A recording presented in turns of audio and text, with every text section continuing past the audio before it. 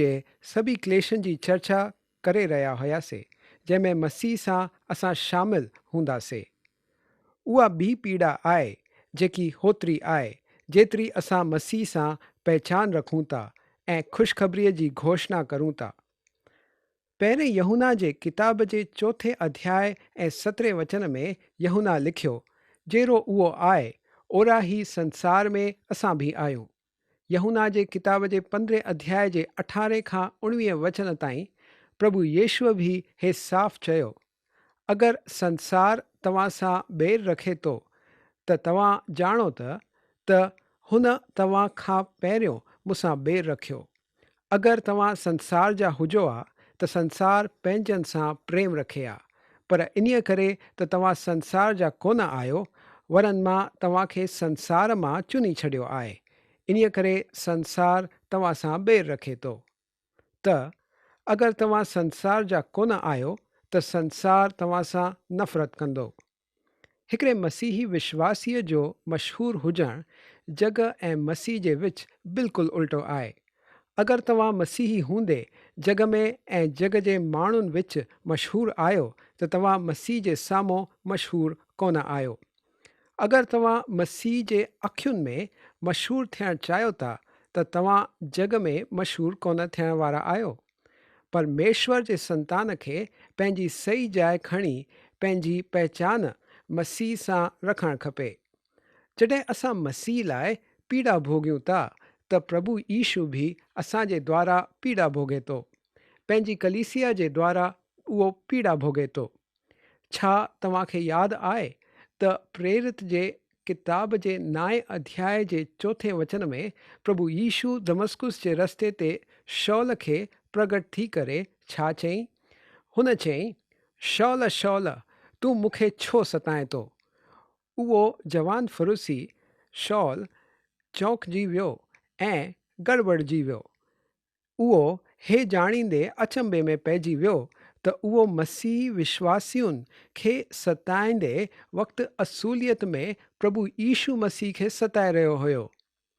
पहिरें पतरस जे 4 अध्याय जे 12 ऐं 13 वचन में असांजी पीड़ा जे बारे में पतरस चवे थो, हे अज़ीज़ो, जेकी दुख रूपी अग्नि तव्हांजे परखण जे लाइ तव्हां में भड़की आहे, हिन सां हे सम्झी करे अचंभो न कयो त कोई अनोखी ॻाल्हि तव्हां ते बीती रही आहे, पर जीअं जीअं मसीह जे दुखनि में सहभागी थियो था, आनंद कयो, जंहिंसां हुन जी महिमा जे प्रगट थींदे वक़्तु बि तव्हां आनंदित ऐं मग्न हुजो। हिकु ॻाल्हि त पक ई आहे, अगरि अॼु ख़ुशख़बरी खे अॻिते वधिणो आहे त कंहिंखे त भोगणो ई पवंदो। अगरि हिकिड़े ॿार खे हिन दुनिया में पैदा थियणो आहे त कंहिं माईअ खे पीड़ा अनुभव करणी पवंदी, हुन पीड़ा मां गुज़रणो पवंदो। अॼु घणनि ई माण्हुनि जो वरी सां जन्म कोन थी रहियो आहे, छो त उहे विश्वासी काफ़ी न आहिनि जेके पीड़ा सहन करण लाइ तयारु हुजनि। पीड़ा भोगणु हे मशहूरु ॻाल्हि कोन आहे, पर उहा ई ॻाल्हि पौलुस हिन वचन में करे रहियो आहे। असां मां सभिनीनि खे उहो नओं संजीवन ॾिसणो आहे। माण्हुनि खे मसीह खे स्वीकारे उद्धार पाईंदे ॾिसणो आहे। असां मन में कपट रखी गवाही ॾियण जूं मिठियूं ॻाल्हियूं कंदा आहियूं ऐं हुन जीवित परमेश्वर लाइ जॻण जी ॻाल्हियूं कंदा आहियूं। मुंहिंजा दोस्त, छा मां तव्हांखे हे ॿुधायां त अगरि ख़ुशख़बरीअ खे अॼु अॻिते वधिणो आहे ऐं अगरि माण्हुनि जो उद्धार थियणो आहे त कंहिंखे त हुन जी क़ीमत चुकाइणी ई पवंदी। तव्हां परमेश्वर जो वचन ॿाहिरि माण्हुनि ताईं पहुचाइण लाइ केतिरी क़ीमत चुकाए रहिया आहियो, केतिरो भोॻे रहिया आहियो? तव्हांखे असुलियत में इहो केतिरो महांगो पई रहियो आहे? छा तव्हां ख़ुशख़बरीअ जे करे भोॻण लाइ इच्छा रखो था? मां इहे सवाल तव्हां लाइ मनन करण लाइ छॾे थो ॾियां। असां हाणे 25 वचन खे पढ़ंदासीं। कुलुसियो जो 1 अध्याय ऐं 25 वचन। जंहिंजो मां परमेश्वर जे हुन प्रबंध जे अनुसार सेवक थियुमि, जेको तव्हांजे लाइ मूंखे सौंपियो वियो, ताकी मां परमेश्वर जे वचन खे पूरो प्रचार कयां।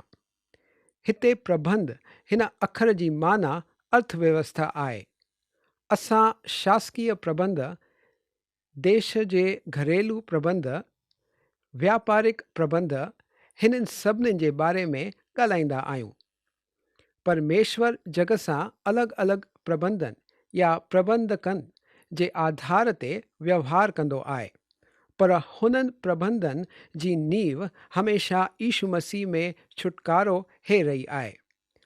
यीशु जे हिन जग में पैदा थियण खां पहिरियों माण्हू हिकु रिढ जो नंढो बछड़ो बलिदान कंदा हुया ऐं उहे मसीह जे अचण जो इंतज़ारु कंदा हुया।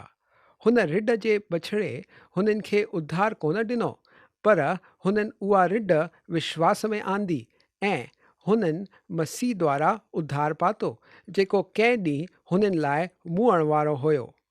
जूने नियम में परमेश्वर हे अर्थव्यवस्था या कारिंदो यहूदियनि लाइ तय कयो।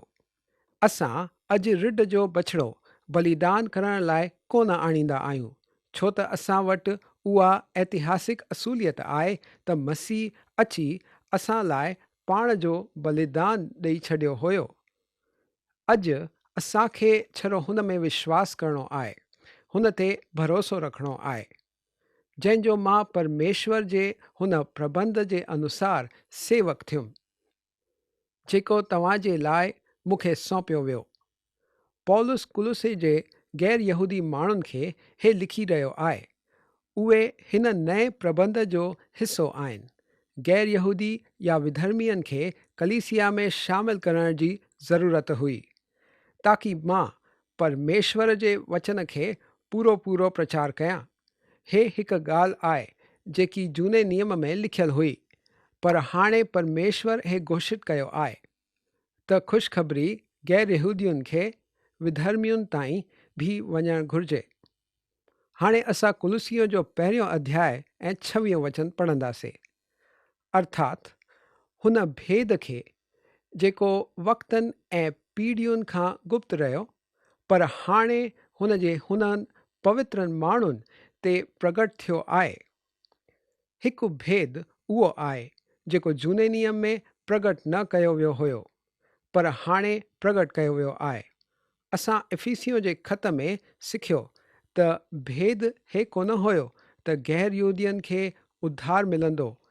हे त जूने नियम जे वक़्त ते ई ख़बर पइजी वियो हुयो, पर इहा असूलियत भेद हुई त परमेश्वर हाणे इज़राइली माण्हुनि खे ऐं गैर यहूदियनि खे साॻे ई स्तर ते लेखींदो। हे उहा नई ॻाल्हि आहे। सभी माण्हू भटकी विया आहिनि, सभिनीनि पाप कयो आहे ऐं सभी माण्हू परमेश्वर जी महिमा खां किरी पिया आहिनि। हाणे परमेश्वर ॿिन्हिनि खे, यहूदियुनि खे ऐं गैर यहूदियुनि खे, सभी जातियुनि खे खणी हिकु ई शरीर में विझी रहियो आहे, जंहिंखे कलीसिया सॾायो वियो आहे। हुननि खे कलीसिया जो भाग थियण लाइ छड़ो मसीह ते पूरो विश्वास करणो आहे। हे जूने नियम में प्रगट कोन कयो वियो हुयो, पर हाणे कयो वियो आहे। हुन जे पवित्र माण्हुनि ते प्रगट थियो आहे। छड़ो पौलुस ही कोन हुयो जंहिं इहो भेद सम्झो, परमेश्वर हे भेद पंहिंजे सभिनीनि संतनि ते प्रगट पियो करे। कुलुसियो जो पहिरियों अध्याय ऐं 27 वचन। जिन्हनि ते परमेश्वर प्रगट करणु चाहियो त हुननि खे ज्ञात थिए त विधर्मियुनि में हुन भेद जी महिमा जो मोल छा आहे, ऐं उहो हे आहे त मसीह जेको महिमा जी आशा आहे तव्हां में रवंदो आहे। मसीह जेको महिमा जी आशा आहे तव्हां में रवंदो आहे। असां मसीह में आहियूं। जंहिं क्षण ते तव्हां मसीह यीशुअ ते भरोसो कंदा आहियो, पवित्र आत्मा तव्हांखे मसीह जी देह में बपतिस्मो ॾींदो आहे। हुननि विश्वासियुनि जी देह में तव्हां ऐं मां हिकिड़ी नई जाइ ते आणिया विया आहियूं, कलीसिया में, ऐं कलीसिया खे अॻिते हिकु गौरवी आशा आहे। अचो त 28 वचन पढ़ूं। जंहिंजो प्रचार करे असां हर हिकु इंसान खे चेतावनी ॾींदा आहियूं ऐं सॼे ज्ञान सां हर हिक इंसान खे सेखारींदा आहियूं त असां हर हिक व्यक्तिअ खे मसीह में सिद्ध करे उपस्थित कयूं। जंहिंजो प्रचार करे ख़ुशख़बरी छा जो प्रचार कोन्हे, पर जंहिंजो प्रचार हे आहे। अगरि कोई बि माण्हू मसीह जो प्रचार कोन थो करे त उहो ख़ुशख़बरीअ जो बि प्रचार कोन थो करे। यीशु मसीह ही उहा ख़ुशख़बरी आहे। उहो ही अनंत काल जी ज़िंदगी आहे। यूहन्ना लिखियो त उहो असांखे उहो अनंत काल जो जीवन ॾेखारींदो ऐं हे त हुन पाण उहो अनंत काल जो जीवन ॾिठो आहे। हे यूहन्ना जे पहिरें किताब जे पहिरें अध्याय में पहिरें ऐं ॿिए वचन में असां पढ़ूं था। यूहन्ना कंहिंखे ॾिठो हुयो? हुन मसीह खे ॾिठो हुयो। ऐं मुंहिंजा मित्र, अॼु या त तव्हां वटि मसीह आहे या त कोन्हे।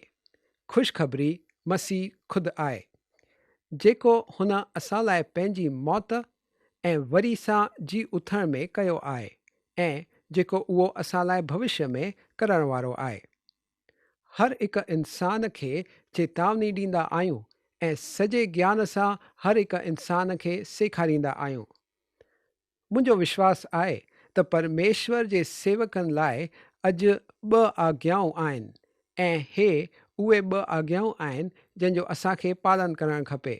असांखे पापियुनि खे मसीह वटि जीतण लाइ हुन ख़ुशख़बरीअ जो प्रचार करणो आहे, ताकी उहे हुन ईंदड़ घोर क्रोध खां बची वञनि।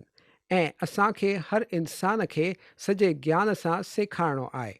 ॿियनि लफ़्ज़नि में, असांखे माण्हुनि ऐं मायुनि खे मसीह में ॿधणो आहे, ताकी उहे कृपा में, अनुग्रह में वधनि ऐं मसीह जे शरीर जा विश्वासू भाग बणिजनि। हुननि खे स्थानीय सभाउनि में मसीह जी सेवकाई करण लाइ उत्तेजित करणो आहे त असां हर हिक व्यक्तिअ खे मसीह में सिद्ध करे उपस्थित कयूं। सिद्ध जी असल माना परिपूर्ण या प्रौढ़ हे आहे। परमेश्वर जो वचन सेखारण जो लक्ष्य हे आहे, परिपूर्ण, प्रौढ़ या सिद्ध पेश करणु। अॻिते वधंदासीं। कुलुसियों जो 1 अध्याय ऐं 29 वचन। इन्हीअ करे मां हुन जी हुन शक्तिअ जे अनुसार, जेकी मूं में सामर्थ सां गॾु प्रभाव विझे थी, तन मन लॻाए परिश्रम भी कयां थो। तन मन लॻाए परिश्रम करणु मतिलबु संघर्ष करणु, पीड़ा सां भरियल संघर्ष। पौलुस हिते पंहिंजी गवाही ॾेई रहियो आहे। हिन ही लाइ मां परिश्रम या पीड़ा सां भरियल संघर्ष करे रहियो आहियां। हुन जी हुन शक्तिअ जे अनुसार, जेकी मूं में सामर्थ सां गॾु प्रभाव विझे थी। सच में जेको भी अॼु मसीह लाइ कमु करे थो, हुन जी इच्छा भी हे ही हुजणु खपे त मसीह जो सामर्थ असां में 2 कम करण लाइ प्रभाव विझे। हुन ख़ुशख़बरीअ खे ॿाहिरि माण्हुनि ताईं खणी वञणु, ताकी माण्हू उधार पाइनि, बची वञनि ऐं पोइ हुननि खे विश्वास में ॿधणु। हे उहे 2 कम आहिनि जेके अॼु कलीसिया खे करणु खपनि। हाणे ॿिए अध्याय जे पहिरें 15 वचन में असां ॾिसंदासीं त मसीह दर्शन शास्त्र लाइ हिकु जवाबु आहे। बाक़ी अध्याय हे ॾेखारींदो त उहो कर्म कांड लाइ भी हिकु जवाबु आहे। दर्शन शास्त्र लाइ जवाबु दिमाग़ लाइ आहे ऐं कर्मकांड लाइ जवाबु दिलि लाइ आहे। हिकु हद ते मसीही विश्वास दर्शन शास्त्र जे रूप में उॾामी वञण जे ख़तरे में आहे। पोइ उहो बाफ़ जे सवाइ कुझु बि न बणिजंदो आहे। हिन जे विरुद्ध हे ख़तरो आहे त उहो विश्वास हिकु नमूने में ॼमी वेंदो ऐं छड़ो हिकु कर्मकांड बणिजी रही वेंदो। ॿिन्हिनि तरफ़ सच में हिकु ख़तरनाक परिस्थिति आहे, पर प्रभु यीशुअ पाण खे ज़िंदगीअ जो जल सॾाई। उहो ना ही बाफ़ आहे ऐं ना ही बर्फ़। ॿिन्हिनि मां कंहिं में भी जीवित रखण जी क्षमता कोन्हे। इन्हीअ करे असांखे दर्शन शास्त्र या कर्मकांड जे रस्ते खां चौकनो रहणो आहे, संभाले रहणो आहे। मसीही विश्वास मसीह खुदि आहे। कुलूसियों जी कलीसिया खे 5 ग़लतियूं में पाइण जो ख़तरो हुयो, जिन्हनि सां पौलुस हिन अध्याय में निपटंदो। उहे आहिनि: पहिरियों, आकर्षक या फुसलाइण वारा अखर। ॿियो, दर्शन शास्त्र। टियों, वैधिता। चौथों, रहस्यवाद। पंजों, संन्यास। हे अॼु बि असां लाइ ख़तरा आहिनि। मुंहिंजे ख़्याल सां असां सभिनीनि खे हे अध्याय ॾाढे ध्यान सां पढ़ी पंहिंजे आत्मिक ज़िंदगियुनि खे ॾाढी बारीकीअ सां परखण जी ज़रूरत आहे। इहो अध्याय असांखे हे ॿुधाईंदो त असां किथे वधी रहिया आहियूं। घणनि ई महान सॾाए वञण वारा बाइबल विश्वासी हिननि मां हिकु या वधीक ग़लतियुनि में फिसलियल पाया विया आहिनि। असां कुलूसियो जे ॿिए अध्याय जो पहिरियों वचन पढ़ंदासीं। मां चाहियां थो त तव्हां ॼाणे वठो त तव्हांजे ऐं हुननि लाइ जेके लुदुकिया में आहिनि, ऐं हुननि सभिनीनि लाइ जिन्हनि मुंहिंजो शारीरिक मुंहुं न ॾिठो आहे, मां कीअं परिश्रम कयां थो। लौदकिया कुलुसे जे पासे में हिकु जाइ हुई। हिकिड़ो प्रचारक लौदकिया ॾिसी आयो हुयो ऐं हुन ॿुधाई त अगरि लौदकिया जी सभिनीनि खां ऊची चोटीअ ते वञी बि अगरि असां लिकुस जी खाईअ जे तरफ़ ॾिसूं त साम्हूं ॾिसण ईंदड़ पर्वतनि जे रस्ते ई बर्बाद थियल कुलुसे नज़र ईंदो आहे। कुलुसे हिकु वॾो शहर हुयो, पर लौदकिया जेतिरो वॾो न। लौदकिया जी कलीसिया हुननि 7 कलीसियाउनि मां आहे जंहिंजो ज़िक्र प्रकाशित वचन जी किताब में कयो वियो आहे। हिन कलीसिया खे हिकु मंद उत्साह वारी कलीसिया सॾायो वियो आहे। हिन वचन में परिश्रम हे अखर वापरियल आहे, जंहिंजी माना हिते पीड़ा हे आहे। हिकु परमेश्वर जो सेवक हिन खे पीड़ा जी प्रार्थना हीअं सॾायो आहे। पौलुस ॾिठो त कुलुसे में ऐं लुदुकिया में गंभीर नमूने जो ख़तरो हुयो, जंहिंजे करे हिन प्रेरित जे दिलि में ॾाढो दुख थियो। उहे ॿिनि दिशाउनि मां हिकु दिशा में भटकण जे ख़तरे में हुया। अॼु बि अहिड़ो ई ख़तरो आहे ऐं असांखे बि असांजी कलीसिया लाइ अहिड़ी ई पीड़ा सां भरियल प्रार्थना करण जी घुर्ज आहे। मसीह जो व्यक्तित्व लौदकिया जे नज़र साम्हूं चुकिजी वियो हुयो। हे ग़लती उहो सम्झे थी त प्रकाशित वचन जे किताब में हिन कलीसिया खे मंद उत्साह वारी कलीसिया छो सॾायो वियो आहे। इंसान जे दिमाग़ लाइ जवाब मसीह आहे ऐं हुन जे दिलि लाइ जवाब बि मसीह आहे, ऐं हुननि सभिनीनि लाइ जिन्हनि मुंहिंजो शारीरिक मुंहुं न ॾिठो आहे। प्राचीन एफिसुस खां कुलुसे क़रीब 100 मील परे आहे। जॾहिं पौलुस 2 दफ़ा हुन इलाइक़े मां थी गुज़रियो त उहो कुलुसे ऐं लुदुकिया में कोन वियो। हुन जे सेवकाई जे ॿिए सफ़र जे वक़्तु बि जॾहिं हुन हेठि एशिया में वञण जी कोशिशि कई त परमेश्वर जे आत्मा हुन खे रोके छॾियईं। इन्हीअ करे हुन मुड़ी करे उत्तर जो रस्तो पकड़ियईं। वरी 3 सफ़र में बि हुन उत्तर जो रस्तो ई खयईं, शायदि इन्हीअ करे त उहो हुन सां परिचित हुयो। हे त साफ़ ई आहे त उहो हिन नगरनि में कोन वियो हुयो, छो त उहो लिखे थो, ऐं हुननि सभिनीनि लाइ जिन्हनि मुंहिंजो शारीरिक मुंहुं न ॾिठो आहे। हिन वचन जो हे बि मतिलबु निकिरी सघे थो त पौलुस हुतो थी आयो हुयो ऐं हुन खां पोइ घणा ई नया विश्वासी हुननि कलीसियाउनि में शामिल थिया हुया जिन्हनि पौलुस जो मुंहुं कोन ॾिठो हुयो। पर हे वधीक करे संभव ई कोन्हे। मुंहिंजे ख़्याल सां पौलुस कॾहिं हुते वियो ई न हुयो। हाणे असां कुलुसियों जो ॿियो अध्याय ऐं ॿियो वचन पढ़ंदासीं। ताकी हुननि जे मननि में शांती हुजे ऐं उहे प्रेम सां पाण में जुड़ियल रहनि, ऐं उहे सॼी सम्झ जो सॼो धन प्राप्त करनि ऐं परमेश्वर पिता जे भेद खे अर्थात मसीह खे सुञाणे छॾनि। ताकी हुननि जे मननि में शांती हुजे। मन हे सॼे अंदरूनी इंसान खे संकेत कंदो आहे, यानी इंसान जे सॼे प्रणोदन बल जो स्वभाव। पौलुस प्रार्थना करे थो त हुननि जा मन, हुननि जी इंसानियत ऐं हुननि जो सॼो व्यक्तित्व शांत थिए। उहे प्रेम सां पाण में जुड़ियल रहनि, मतिलबु हिकदमि सुठे नमूने हिक ॿिए सां प्रेम में ॿधियल हुजनि। प्रेम हुननि खे हिकु गॾु थियण लाइ खिचींदो। हिकु कलीसिया दाननि सां, या जंहिंखे असां अॼु आत्मिकता जो नालो ॾींदा आहियूं, हिन सां हिकमत कोन थी सघे। उहा शइ जेकी विश्वासियुनि खे एकता में ॿधंदी आहे, उहा शइ प्रेम आहे।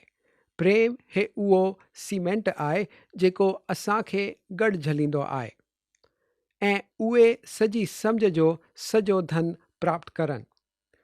सॼी सम्झ इहे दिलचस्प अखर आहिनि। हिननि जो शाब्दिक अनुवाद आहे नाव जे पूरे हालत में हुजणु। हिन जो मतिलबु आहे त विश्वासियुनि खे आत्मिक रीतिअ सां हली रहणो आहे। परमेश्वर लाइ हुननि खे हली रहणो खपे ऐं परमेश्वर पिता जे भेद खे अर्थात मसीह खे सुञाणे छॾनि। परमेश्वर पिता जे भेद अर्थात मसीह खे, हो भेद छा आहे?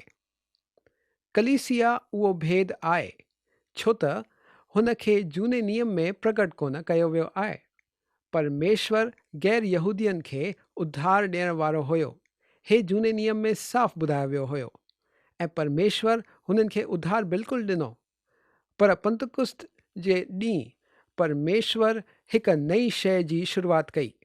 हुन माण्हुनि जे हिकिड़े ॻठ खे सॾणु लॻो ऐं हुननि खे विश्वासियुनि जे शरीर में परिवर्तित करे ठाहे छॾियो।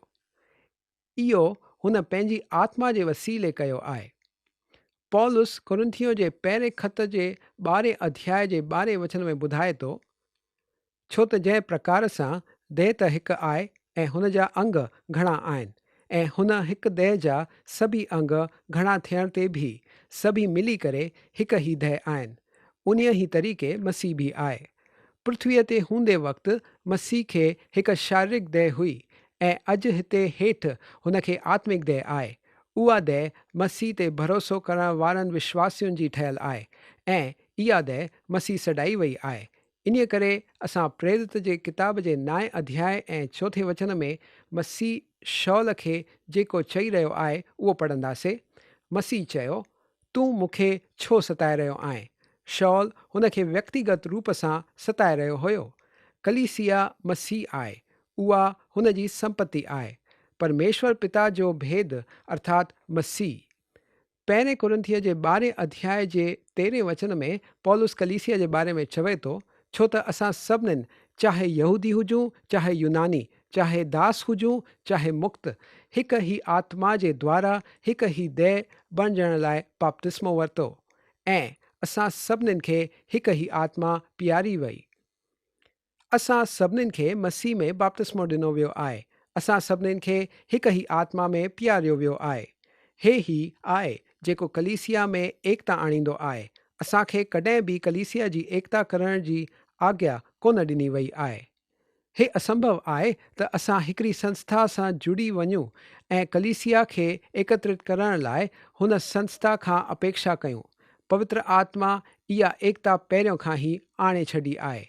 उहो सभी विश्वासियुनि खे हिक ई देह में विझंदो आहे ऐं असांखे आत्मा जी एकता रखण लाइ चयो वियो आहे। असांजी समस्या अॼु हे आहे त असां आत्मा जी एकता कोन रखी रहिया आहियूं। अॼु असां हिते ई बीहंदासीं। ॿिए प्रोग्राम में तव्हां सां वरी सां मुलाक़ात थींदी।